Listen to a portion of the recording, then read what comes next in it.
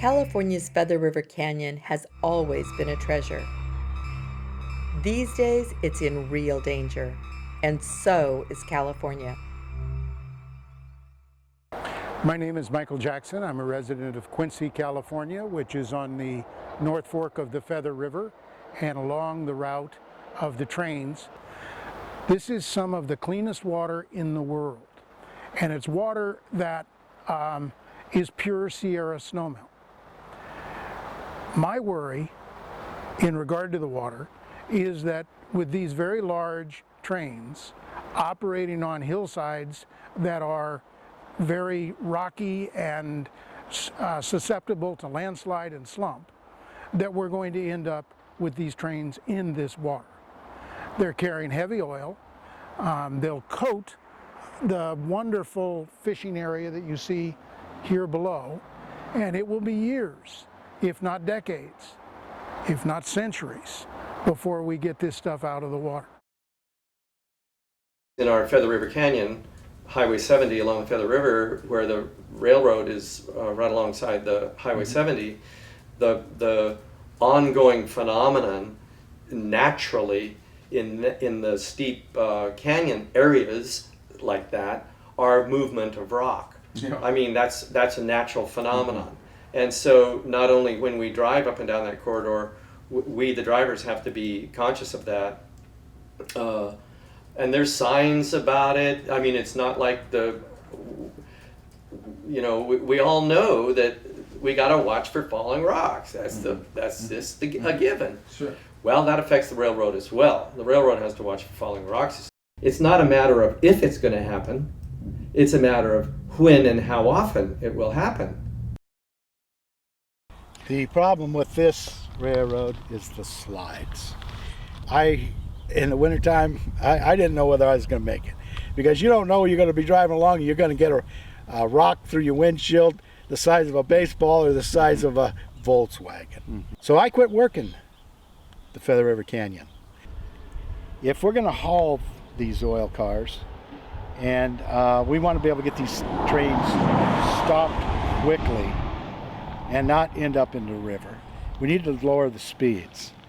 They don't make these cars be able to withstand the fall in that canyon to the river bottom and survive without it opening up. And the bigger the train is, the more of them's going to go off when it does derail. Nobody anticipated that these railroads would be carrying this kind of material.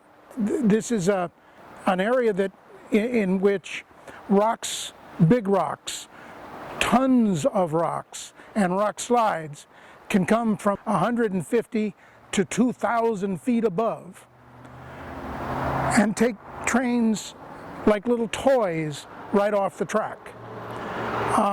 If you do that with the weight that these oil trains are carrying, you're going to pull every single one of them into this water. State agencies have designated both the Dunsmuir route and the Feather River line as high-risk rail routes.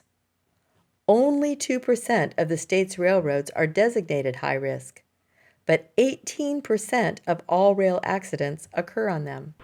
I would not run oil trains on the Feather River Canyon, because one car rolling into that river, and that river's going to be seriously damaged for a long, long time. Obviously, when one goes in and breaks open, and that's suddenly that amount of toxic substance is in the water, mm-hmm.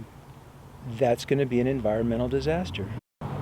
There was a derailment near Dunsmuir, you probably know about it, and I drove into Dunsmuir maybe 6 months later, and the river had no trout, where it had been a world-class trout river. It kind of killed the community for quite a long time. While the railroads were reaping record profits from the recent oil boom, they continued to fight regulations requiring them to slow down, shorten trains, and replace aging tank cars to ensure public health and safety. One of the catastrophes they had in the Feather River Canyon a few years ago, a boulder came off the hill and knocked 2 rail cars into the river. A landslide could basically derail a train car. And it's not as if it'll happen, it's when it will happen. It's unconscionable that the railroad companies are allowing hazardous materials to come down such a critical corridor. From sparks to hotbox incidents to outright explosions, oil trains are well known to increase the risk of disastrous fires. We've had experience in the last 15 years with 3 major fires coming out of this canyon. 2 of them were caused by just the regular operation of the railroad. These fires have burned between 75,000 acres and 125,000 acres of some of the most beautiful land in the world. We didn't have to worry what they were carrying. What we're worried about is the different context of carrying oil that is explosive. What's so frightening is that, you know, we've learned through the train wreck at Lac Megantic that these trains are extremely deadly. 47 people died. The town burned for 3 days. Over 1 million gallons of crude oil spilled, and the actual the lake Lac Megantic was actually on fire. While the danger of catastrophic fire is real, that of massive water pollution is even more grave. During a drought, when water becomes ever more precious, any unnecessary risk of disastrous water pollution becomes a major issue of public concern. Lake Oroville is the second largest domestic water supply for California. It provides supplemental water to 2/3 of our population. It provides water to over 750,000 acres of agriculture. That's an enormous amount of water. So we need to be concerned in protecting this water supply, because if these trains derail and get into our water supply, it's going to be catastrophic for the whole state of California, our economy, our citizens, in our health. Vulcan crude oil contains many toxic chemicals, including benzene, toluene, and hexavalent chromium-6, which is the same chromium-6 that Aaron Brockovich found in the water in Hinckley, California, resulting in death and serious injury to many people. When Lake Oroville was constructed, we were all promised that not only would have plentiful clean water for generations to come, but we would have almost unlimited recreational facilities that we can use year in and year out. If we have a spill, this lake, this afterbay could be so toxic that no one's allowed. The fishing economy in California is extremely critical, it's extremely important, and it's extremely fragile, and right now it's right on the edge. If the Vulcan oil came into Lake Oroville and poisoned all that water, it would be catastrophic to our salmon population on the Feather River and the Sacramento River. Crumbling railroad infrastructure and antiquated tank cars increase the threats of disaster. Like deteriorating dams, pipes, roads, and highway bridges, railroads are facing the consequences of postponed maintenance. The infrastructure in the Feather River Canyon is not up to date. The weight of these cars and the contents of these cars is wholly different. The danger level is much higher. This infrastructure was designed in the 1920s. These trestles should be brought up to 21st century standards. The old DOT 111 tank cars are notoriously prone to ruptures, and the new CPC 1232 models have proved to be little better.